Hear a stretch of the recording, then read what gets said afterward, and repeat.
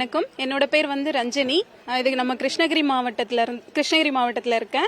நம்ம கிருஷ்ணகிரி மாவட்டத்தில் வந்து 32வது அகில இந்திய மாங்கனி கண்காட்சி நடத்திட்டு இருக்காங்க.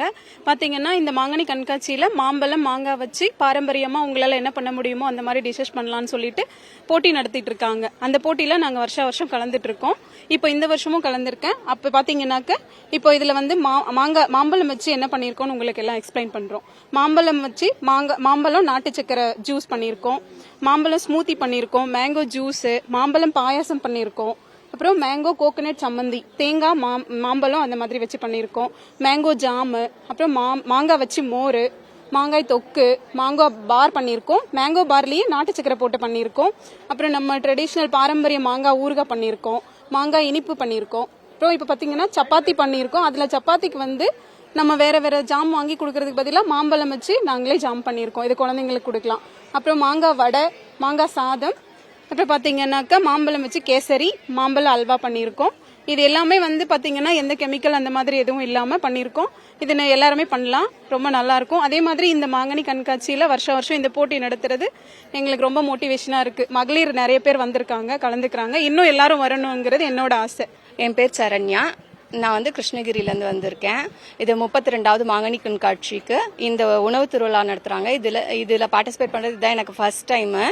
நான் சில டிஷ்ஷஸ் அதனால செஞ்சு கொண்டு வந்திருக்கேன். இது வந்து மேங்கோ பர்ஃபியும், மேங்கோ கொழுக்கட்டை, மேங்கோ உப்பு உருண்டை செஞ்சுருக்கேன். இதில் வந்து எந்த ஆர்டிஃபிஷியல் கலர்ஸ், ஃப்ளேவர்ஸ் எதுவுமே இது பண்ணல. அதே மாதிரி இது ஃபுல்லும் வெல்லம் யூஸ் பண்ணி தான் செஞ்சுருக்கேன்.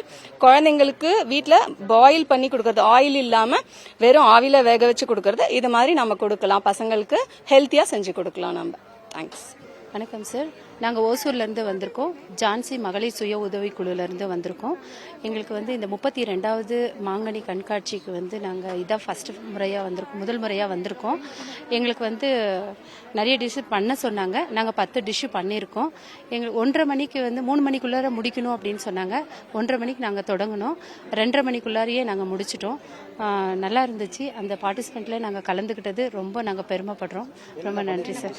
சார் நாங்கள் வந்து மாங்காய் பச்சடி பண்ணியிருக்கோம், mango bajji, mango juice, mango payasam, rava laddu, palkova, rava kesari, custard, mango custard, mango தேன் ஜூஸு, மேங்கோ சாதம் சார். இது 10 டிஷ்ஷு நாங்கள் பண்ணியிருக்கோம். ஹலோ, என் பேர் வந்து தேன்மொழி. நான் கிருஷ்ணகிரியில் இருந்தால் நான் வந்துட்டு இருக்கேன். இப்போ வந்து நான் செகண்ட் இயராக இதை வந்து நான் ரன் பண்ணியிருக்கேன்.